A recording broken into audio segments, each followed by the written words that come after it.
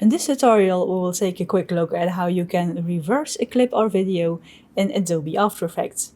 So as you can see, I have a video of a jellyfish here, and we're playing. It goes from right to left. We end with the small jellyfish and we start with the big jellyfish. So I can let it play here so you can see it. And okay. So when you select your layer and you right click it, then you go to time and then you choose time reverse layer.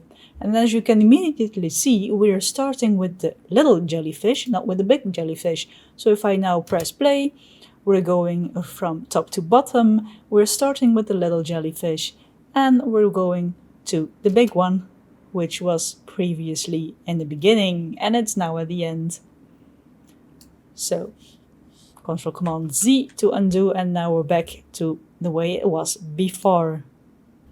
A really quick tutorial on how you can time reverse a clip or video in Adobe After Effects. Let me know in the comments below if you like this video. Be sure to press the thumbs up button if you did, press the subscribe button if you want to see more of my videos.